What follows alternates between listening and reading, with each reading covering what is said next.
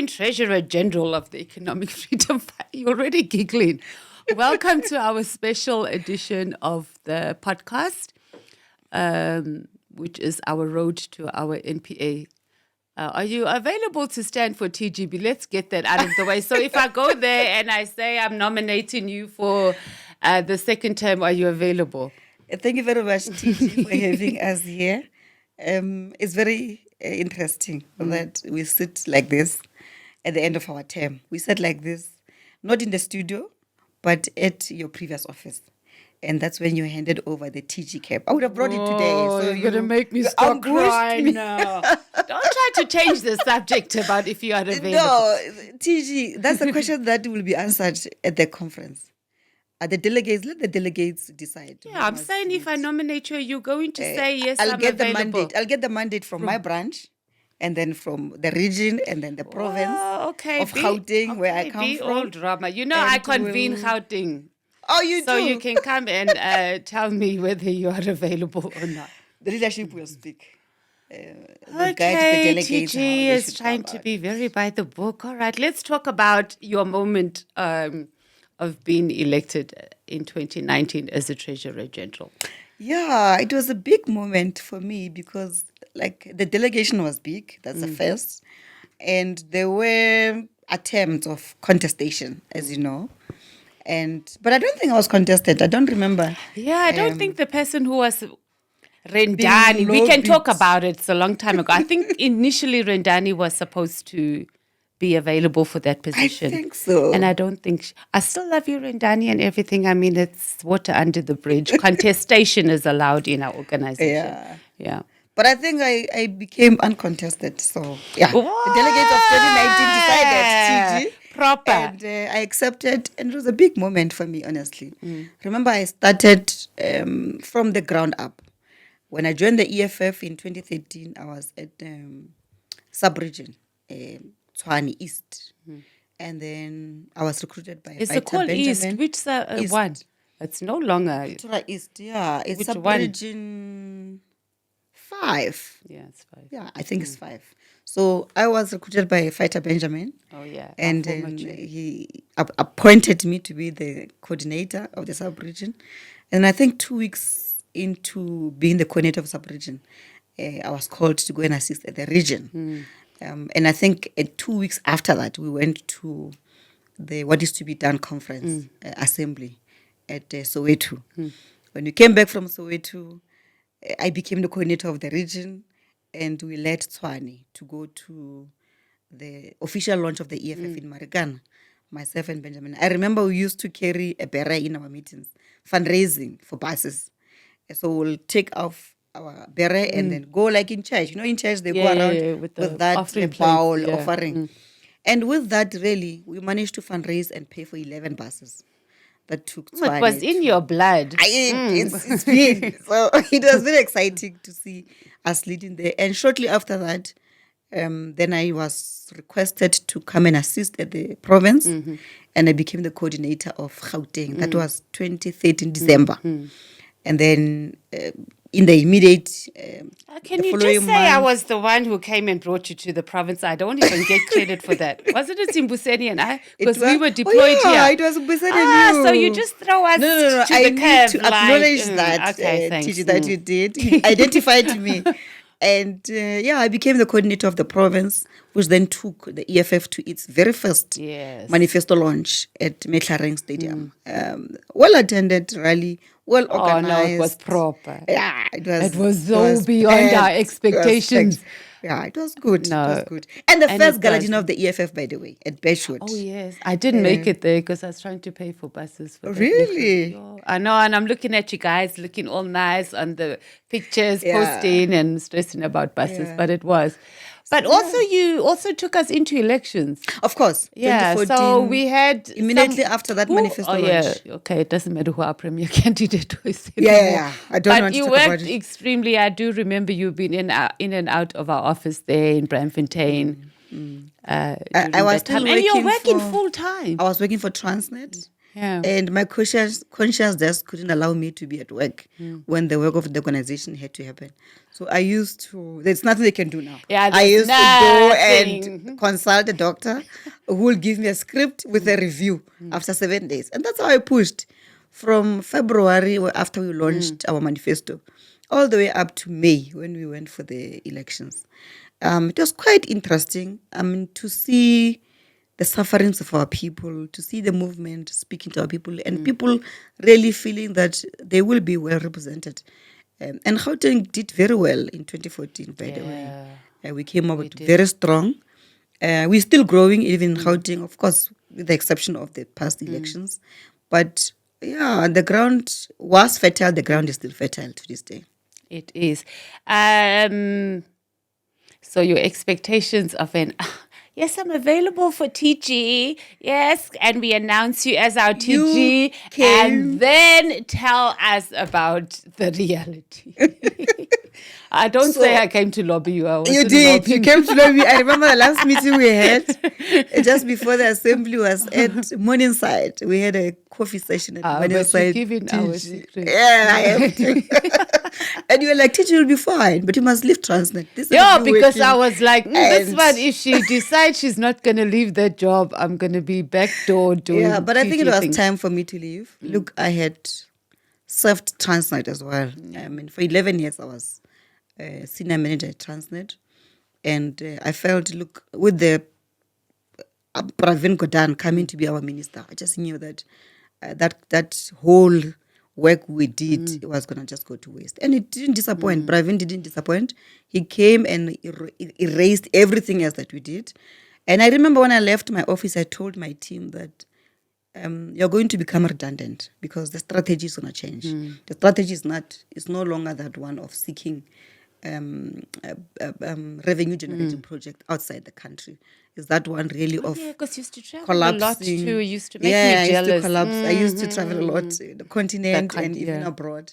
So I told them that it's a new regime, and this regime is not advocating for anything that seeks to see our people being emancipated, but also transformation. And therefore, I've got no space. But also, Pravin was really becoming personal. He came to Transnet at the time. Obviously, remember, I became the treasurer of Gauteng. So I was in the limelight. Yeah. So I used to be known that one of EFF at Transnet. And I thought he had actually earmarked me and said, this one, they're not dealing with her. I'm going to deal with her. So he came, Pravin, to ask us about our qualifications. The whole minister just coming to an operating division. How she was here. Yeah, and I'm like, now he's really getting into our bedroom, and therefore he wants to fight dirty. And I'm like, it's no use fighting. Let me go and be his boss, because in Parliament I'm going to question him about the things he's doing in Transnet. So yeah, that's how I left. Yeah, I remember you telling us a lot of stories about what was going on. And I'm glad you led us to that conversation. So maybe you can also give us a bit of a background of the reality of some of the things. I think there was something even that he was checking sugar or mops or something. Yeah, so before Pravin, the regime that was there, it was Maria Ramos and that whole regime was a regime that says Transnet must not expand. You are in focused and you only serve the interests of the country. But the asset base of Transnet does not speak to that because there's a huge asset base. So you ought to sweat the assets for you to generate revenue. And it was impossible to grow beyond, within South Africa. You had to go outside the border. So when Maria Ramos left, we felt a sigh of relief because then Brian Molefe came, Sabonga Gama came. So that whole regime was the regime that says, we want Africa strategy. We want to expand beyond.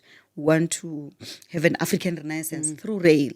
Connect Africa from Madagascar all the way to Algeria through rail. So that was the whole rail renaissance, which resonated with a lot of us. And when they removed, I think the minister was, I forgot her name now. I'll get the name. When Pravin came and removed the likes of Gama and all that, we knew that it's the end of our strategy. And he was petty. Pravin was very petty. He would come to Transnet alone without even the officials of the Department Public Enterprise. The DG will not be knowing that Pravin is there, not even any senior leader at senior official. So he'll just come like a villager just arriving and starting to ask questions. What are your qualifications? Which department are you in? And that's not oversight. That's not because oversight. He was trying to intimidate. He was trying to intimidate, So he was becoming too personal, and we felt like, look, it's not worth it. Let's go and continue the struggle somewhere else. And you sure did. So you took us to our 10th anniversary. Yes. Yep. And that was our blast of all blasts. Tell us where you got money from and all the things that we had to do. It was a and the struggle. cows. Yeah. It was a struggle. So the TGO work, you know it. It's very hectic. It's very hectic. The first thing we needed to do was to set up systems. Fundraising. How are you going to get money? Now, even with the introduction of the Political Party Funding Act, which came into effect in 2020, at the peak of COVID.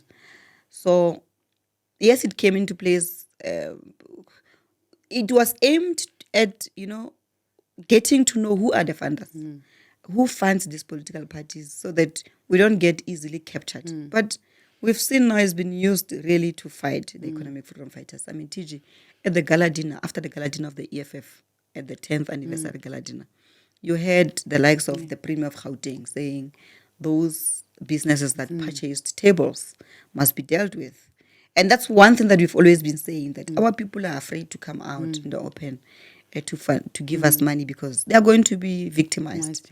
Because majority of our SMMEs, they depend on government, tenders and all that.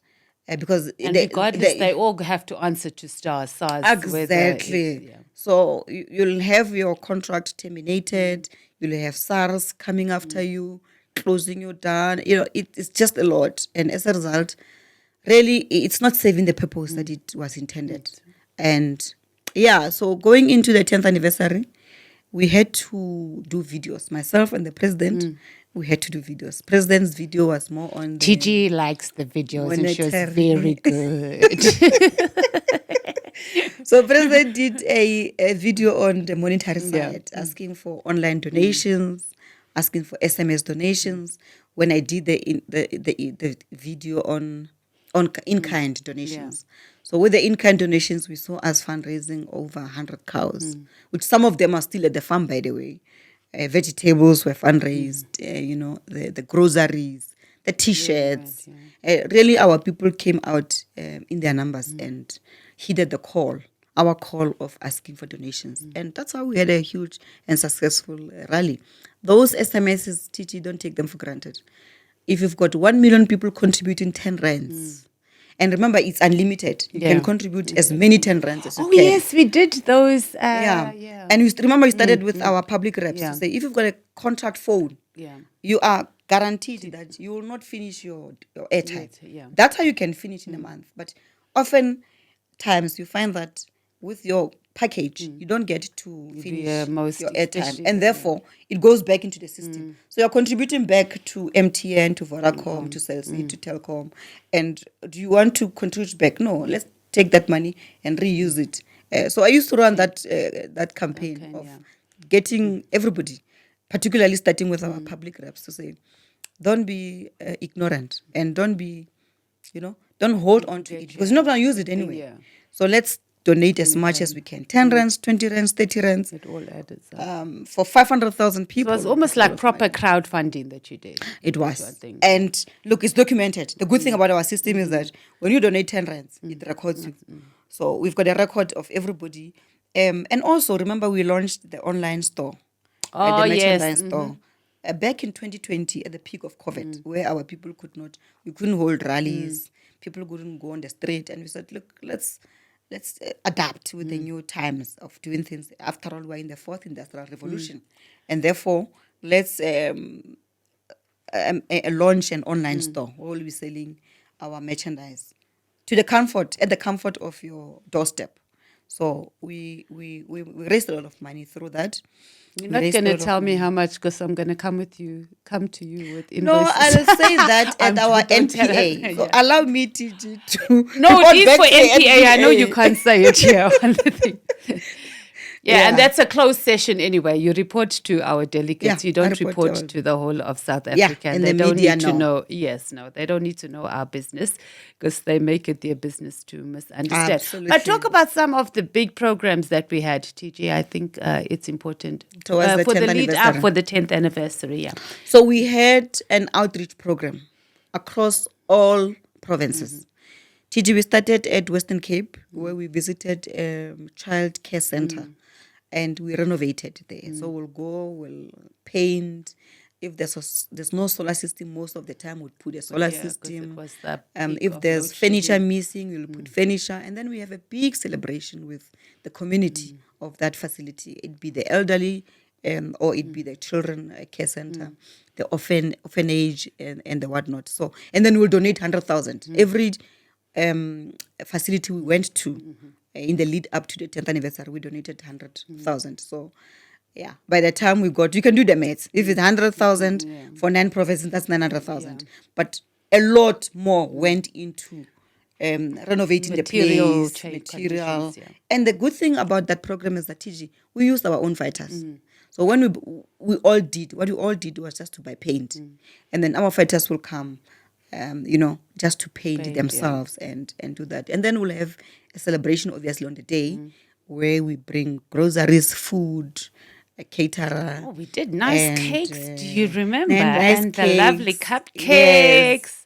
And then we'll celebrate with the community around. And so from Western Cape, we went to Gauteng, we went to Limpopo, Mpumalanga. From Mpumalanga, we went to KZN. And we went to Northern Cape. Northwest last, I think. We did Northwest last. I think after KZN, we did Eastern Cape. Oh, yeah. And then we did Northern Cape, and then Northwest was the last one. And so it was all fun, but obviously a lot of work from my back office. The team that I have, I must say, really, I take my head off my team. Because it's a lot. Those quotes that come in every minute. You have to compare the codes. You have to negotiate. And the good thing about the EFF TG is that if a phone is 5 rands, we buy directly from the supplier. It's 5 rands. There's no middleman. Yeah. So that's why it's, we're able to do so many events. And people think we've got money. But we don't have money. We don't steal from ourselves. I mean, if this bottle is 24 rands, it's going to be 24 rands. Well, yeah. You won't find it costing 60 rands. Yeah. And but also we have a good relationship with our suppliers, especially the big ticket suppliers like transport, T-shirts, posters. So we've developed printing, marketing. We've got a very good relationship with our suppliers, and they're always welcoming us to purchase or to ask for anything. They don't give you headaches when we haven't paid them late. They do. Of course they do. They will harass you, they should. Which they should. Because they've done the service. And therefore So we try to manage really our affairs. I think so far we did very well. But like I'm saying, really I take my head off my team. If it wasn't for my team, I don't think we would have been so successful. It's too much. That back office is a lot. And there's very few, by the way. I don't have a big office, but sure, it does a lot. There's a lot that the TGO does behind the scenes. And I think it's important to note that it's almost nothing that happens in the organization that your office is not involved in. Absolutely. So if someone needs to cough somewhere, you have to be involved in there if there's anything that has to be paid or something like that. So it's an everyday. It's an everyday pretty much thing. So the president just makes pronouncements. We're going to have a rally on this day. He doesn't play with those things. Or you'll just say, we're coming to build a school here. Or we're going to, And then SG must organize, then I must pay, go look for suppliers, negotiate, but still get the best quality. I don't think we've had a failure of an event in the past 5 years. I can't recall of any. And extremely high-end, high quality, to the point that you get those likes of Trevor Manuel think that we have billions. Yeah. Like I'm saying, we don't steal from don't, ourselves. Maybe they're used to organizations where they steal from themselves. exactly. And they think that, that's the way to do it. We don't steal from ourselves. Trevor Manuel can know that. We don't have money. We are self-funding. I mean, our public reps, ourselves, we're contributing to the EFF. And it's online donations, it's SMS donations, it's in-kind donations.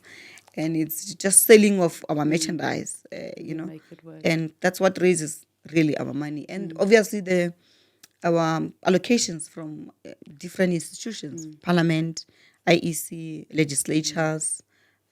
So that's all we get. Proper money management that happens in our office. TG, we jumped to something I forgot to ask you. So AfriForum accused us of forging some documents. Let's go about that. Hey, you were so mad. I remember. I was. I'm like, why would these people really think that we can forge a POP?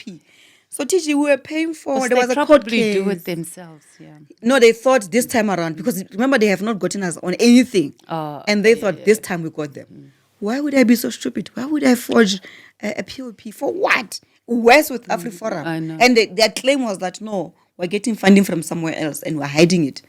But dude, the money that came into your account clearly says from EFF account. So they underestimate our intelligence. I think they're stupid themselves. Yeah. They acknowledge that we received the money, and the money we received is from the account of the EFF. However, our dispute is the POP letterhead.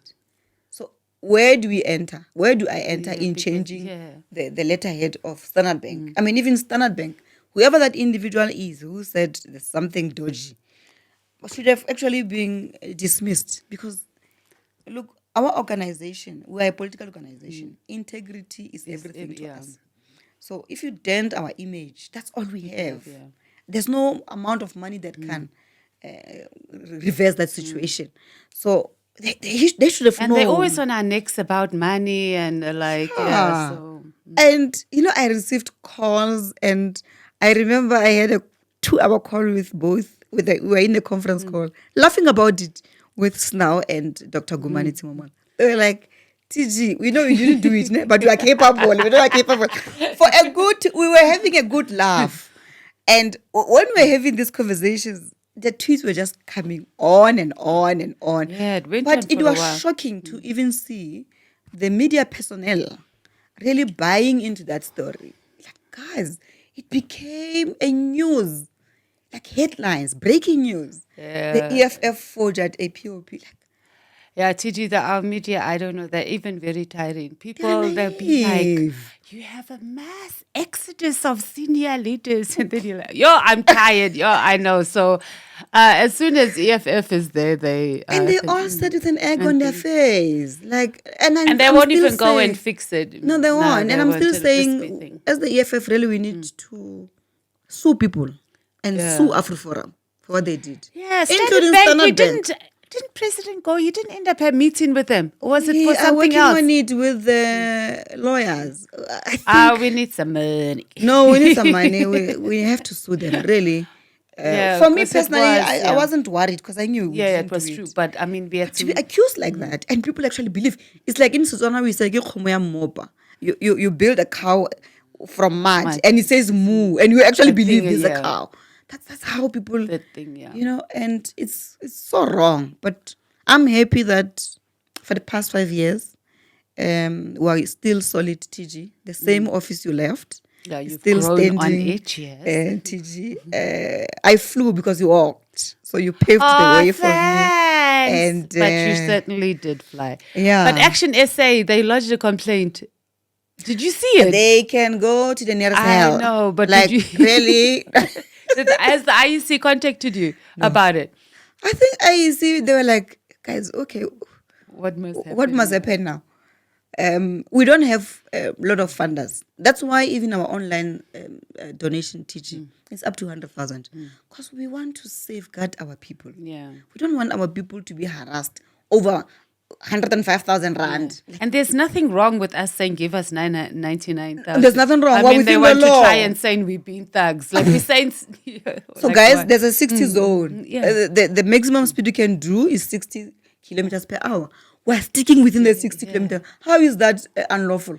Yeah. We want to remain compliant with the law. So if it's 60 zone, we're driving at just 59, 60, just there. We don't want to answer to anybody. We don't want anything, flashing us. of any camera.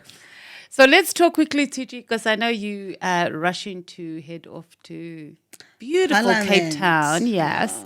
With the bad weather. Is it raining there? Yeah. Cape Town weather is bad. Yeah, it's always bad. Your committees that you're on, or let's talk about the committees that you have served on. You've been a whip since, 2019? Yeah, 2019. So this is my second term now in the Parliament administration, 7 administration. I started on the 6th administration. I was in the public enterprise. And then I was alternate, I think, finance. But I never got a chance to do, because remember, finance is a standing committee. Yeah. So it sits like 2-3 What's the times difference between, for those who don't know, I know everything, of course, but for those who you agree, what's the difference between portfolio committee and a standing committee? So a portfolio committee generally sits once a week, either on a Tuesday or on a Wednesday. But a standing committee sits 2-3 times a week. So you've got 3 committee days in Parliament. That's Tuesday, Wednesday, and a Friday. Because Thursdays is caucus in the morning and then the full house. Wednesday is committees in the morning and then the full house. Tuesday is committees in the morning and then a full house after that. Then Friday normally is free, but that's when you also have those committees. So standing committee on finance is like SCOPA. It's like appropriations committee. Yeah. They sit quite often. Maybe it's because there's too many not subsidiaries per se, but stakeholders. So that finance has got over 23 sub stakeholders. The entities that are assigned to it. So, and that's the argument we had in the last meeting, that it's practically impossible to see all of them, at least even in one term, because one term normally is 6 to 7 weeks. So even if we meet 3 times every week, it's like 21. It's not practical for you to meet all of them in a term, because in between the entities we have to sit as a committee to process matters of the committee, like bills, like the BBR report, those things. So it's not possible. So it's very hectic finance, but very interesting. And when I joined this committee, Dr. Timomola took over from the former chap.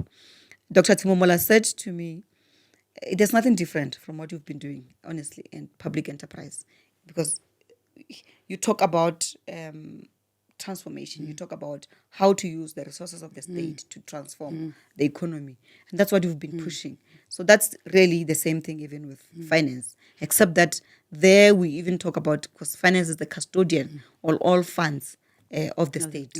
So it's a little bit bigger scope, because you are looking at yourself, but also looking at every other department and every other institution. All monies of South Africa comes from treasury. It be parliament, it be legislatures, it be municipality, it be departments, it be anything comes from treasury. So it's a quite big scope, I must say. Yeah, it's huge. But very interesting. And TG, nothing has changed, even with the GNU. We still see the minister applying austerity measures, pushing for neoliberal policies. I mean, I was very hurt when I asked the deputy minister last week, 2 weeks back, about the link between Operation Vulindlela and building state capacity. Because in their plans, they say, 1, we're going to use Operation Vulindlela as a tool. And then 2, another tool is the state capacity. But Operation Vulindlela is privatization. So how do you talk about privatization in the same line you talk about? So they're misleading our people. And I asked that question, when a communist in the form of David Masondo, how does how does your conscience respond to that? He says, no, you need to liberalize ESCOM first before you can. Really? Why do you need to liberalize? Yeah. So we need a liberal ESCOM for it to grow and be better. To be a better state entity. And serve the interests of the people. How? How do you privatize ESCOM? And yes, you are saying it's a state entity. that is going to transform anything in the. And particularly since you actually ran it to the ground, because that's a communist leader speaking. Yeah. A communist leader saying, no, let's liberalize ESCOM.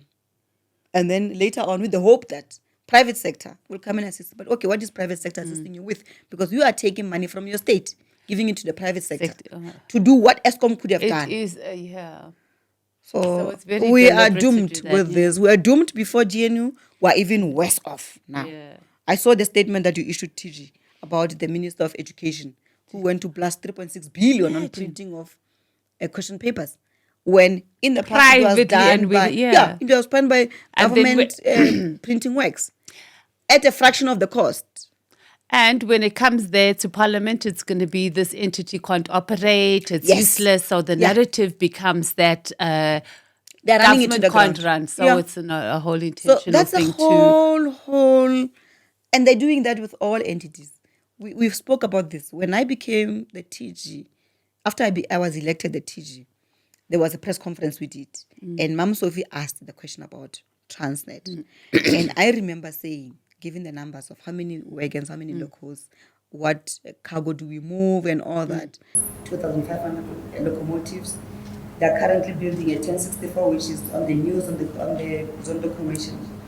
Now, with that big asset base, it means it needs to be supported. You need a commodity to be moved. If you can't move commodity in country, then you need to stretch your arms beyond the borders of South Africa. And that's what we've been doing at Transnet, trying to reach out to the until Jamanandas came. And when Jamanandas came, he literally squashed all the strategy of entering into Africa. Literally, they can't go outside the borders of South Africa to go and look business out, which means that they will forever be basically being used, government being used to loot our minerals in the country for free, for white monopoly capital. So you ask yourself, if you still have all those, the same number of wagons, same locomotives, same commodities, bulk commodities, what has changed now? Because you used to move 200 million tons, but today you are failing to move even 100 with the same everything. So the leadership is the problem.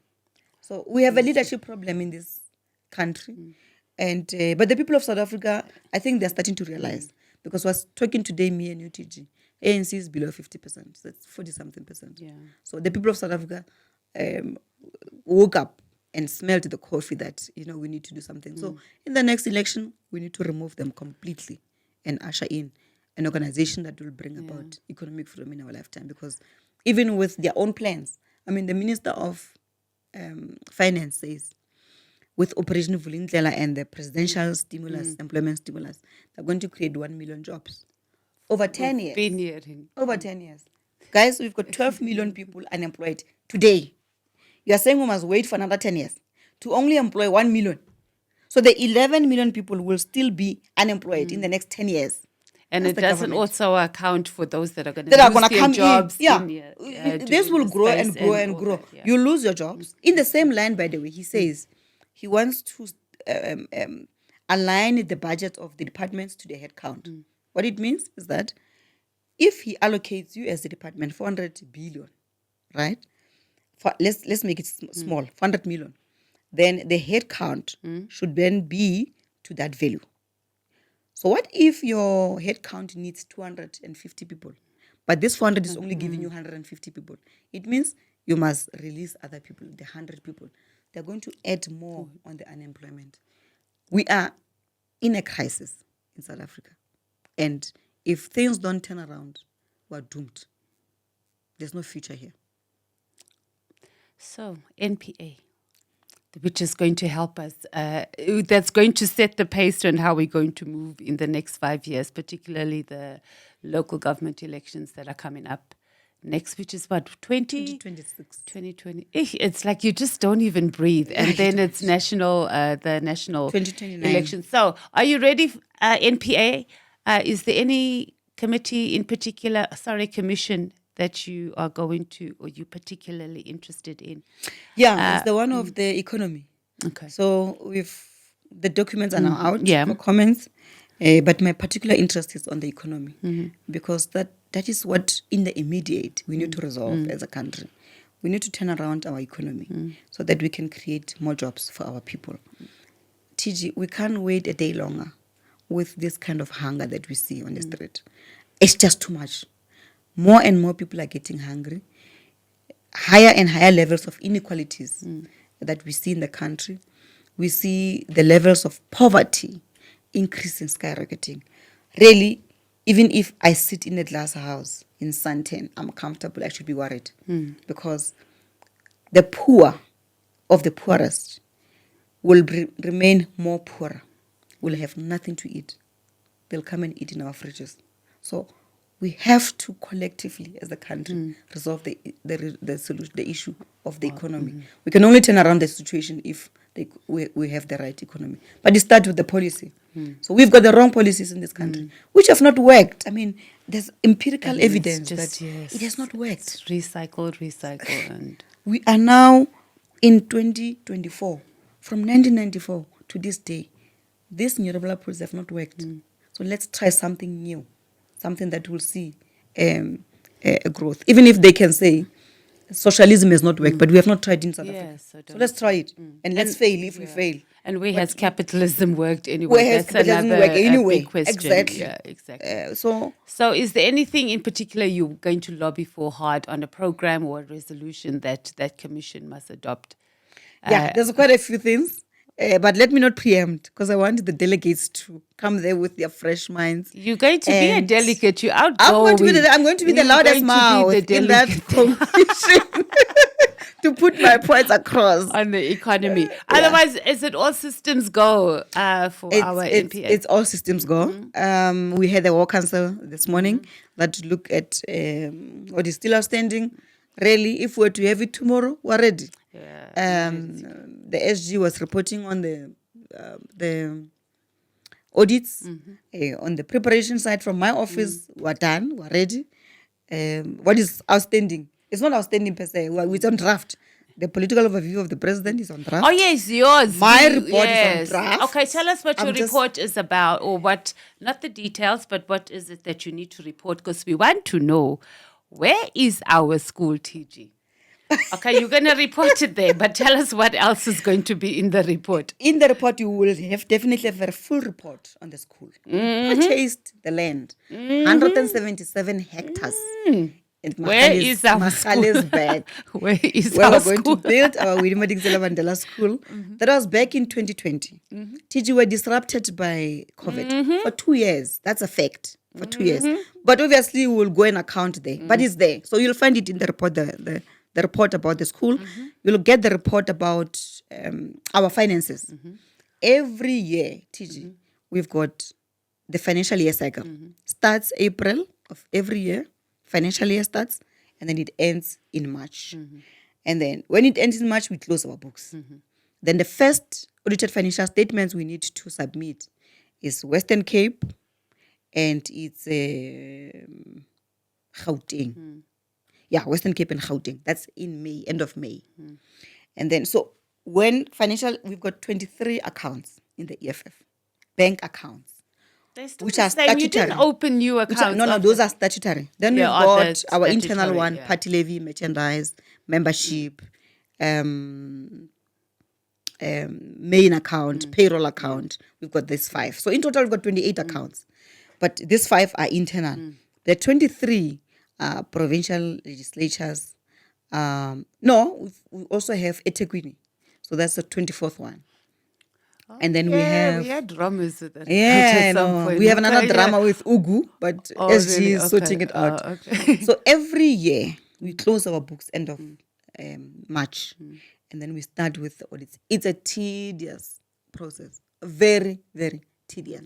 So you ought to have kept your books right throughout the year, so you don't struggle. So what we do in finance, we have all the paperwork.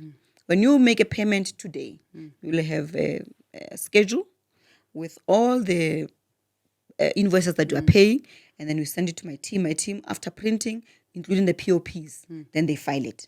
Then come year end, they just go and check. On this day, we paid from this account, we're paying for this and then that. So you've got Western Cape and Gauteng coming in May. Then immediately in June, end of June, you've got the rest of all other provincial legislatures.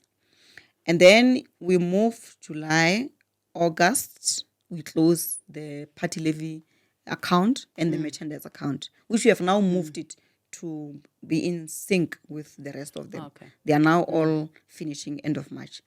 Then in September, we have to submit the IEC account. So once again, it's May, it's Western Cape, it's Gauteng, and then Parliament and the rest of the legislatures is June, and then IEC at the end. Then once we finish with IEC, then we do our internal accounts, which is merchandise, membership, party levy, those three in the main. And then we can have a consolidated financials report, which will tell me how much I have, which I won't tell you, but I will tell the delegates. Yes, it's not for public consumption. It's not that's for what public we do when it comes to audits, because we have to comply with the law. If you But don't for the submit, record, tell we have about our audits that we've always produced. we've always had a clean audit. Because if you don't have a clean audit, then you won't get your allocation. Yes, there'll be queries here and there, which is the back and forth, the normal back and forth of each and every audit. And then we clarify, and then they release our monies. But we're not like some parties. There are some parties where money has been held, especially from the IEC for a long time. They don't pay SARS. Yeah. They don't pay. We've never had. No. We always get and our money. Do you money. pay our staff on time? We pay our They're staff on here. time. There's We never been a now. We can time. ask them, TG, if they get There's their never money. been a time where we don't pay our salaries, unlike other political parties. For the past 5 years, we've paid our employees on time. We've never not paid our employees. Also, we pay SARS.